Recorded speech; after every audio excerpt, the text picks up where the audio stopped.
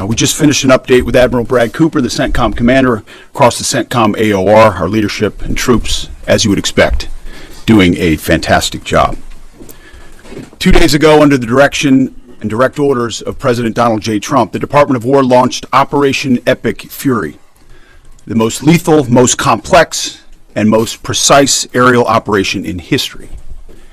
For 47 long years, the expansionist and Islamist regime in Tehran has waged a savage, one-sided war against America. They didn't always declare it openly, except for their constant chants of death to America. They did it through the blood of our people. Car bombs in Beirut, rocket attacks on our ships, murders at our embassies, roadside bombs in Iraq and Afghanistan, funded and armed by Iranian Quds Force and IRGC killers. My generation of veterans carry the names of brothers who never came home. Brothers butchered by Iranian-backed roadside bombs and well-armed militias, thousands of our own. We didn't start this war, but under President Trump, we are finishing it. Their war on Americans has become our retribution against their Ayatollah and his death cult. It took the 47th president, a fighter who always puts America first, to finally draw the line after 47 years of Iranian belligerence. He reminded the world, as he has time and time again, being an American means something unbreakable. If you kill Americans, if you threaten Americans anywhere on earth, we will hunt you down without apology and without hesitation, and we will kill you. President Trump has also been very consistent. Crazy regimes like Iran, hell-bent on prophetic Islamist delusions, cannot have nuclear weapons. It's common sense. Many have said it, but it takes guts to actually enforce it, and our president has guts. Iran's stubborn and self-evident nuclear pursuits, their targeting of global shipping lanes, and their swelling arsenal of ballistic missiles and killer drones are no longer tolerable risks. Iran was building powerful missiles and drones to create a conventional shield for their nuclear blackmail ambitions. Let me say that again. A conventional shield for their nuclear blackmail ambitions. Our bases, our people, our allies, all in their crosshairs. Iran had a conventional gun to our head as they tried to lie their way to a nuclear bomb. It almost worked under Obama and his terrible deal, but not under this president. Turns out the regime who chanted death to America and death to Israel was gifted death from America and death from Israel. This is not a so-called regime change war, but the regime sure did change, and the world is better off for it. Today, in their desperation, the enemy is unmasked, as Iranian missiles and drones rain down indiscriminately on the hotels, airports, apartments, and other civilian targets of their neighbors. Cowardly terrorist tactics from a regime that for decades has trafficked in cowardly terrorist tactics, lies, death, and destruction to this day. The Iranian leadership has built nothing except proxies and missiles and drones and deeply buried nuclear factories and facilities. Peaceful nuclear ambitions do not need to be buried underneath mountains.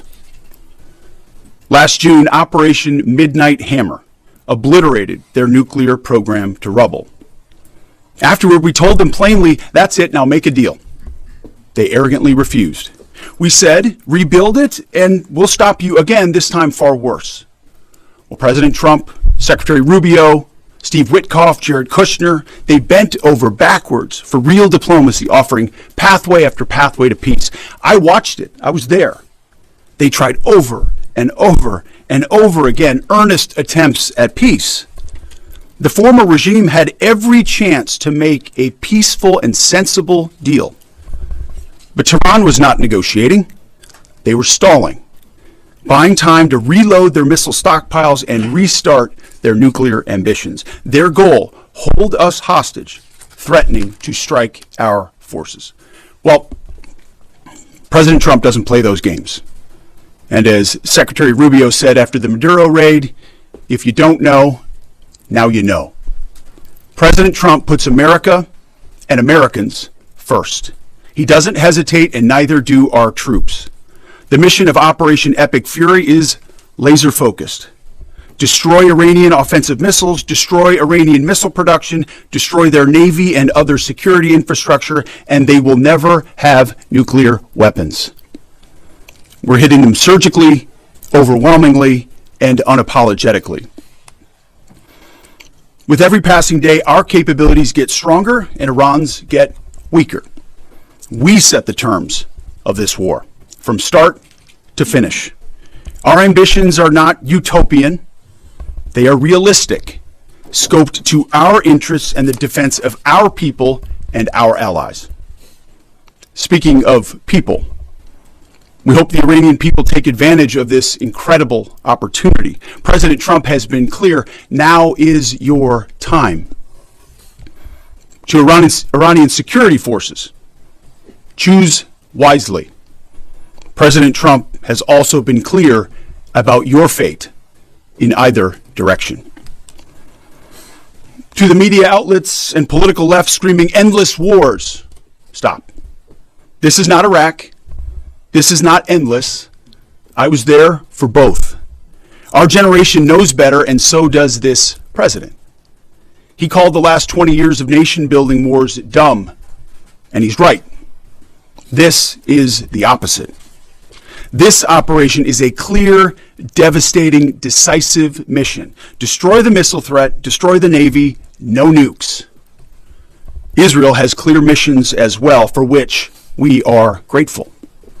Capable partners, as we've said since the beginning, capable partners are good partners.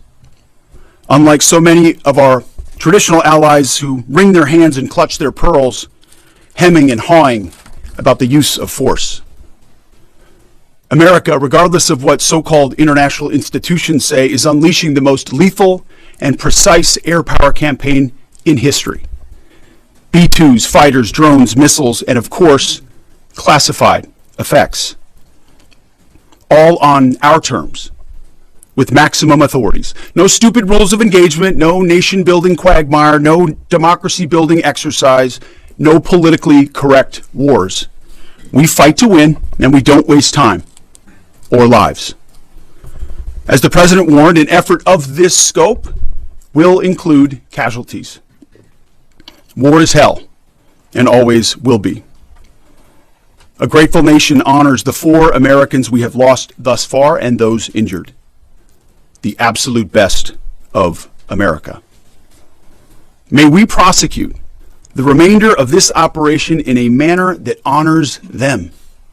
No apologies, no hesitation, epic fury for them and the thousands of Americans before them, taken too soon by Iranian radicals.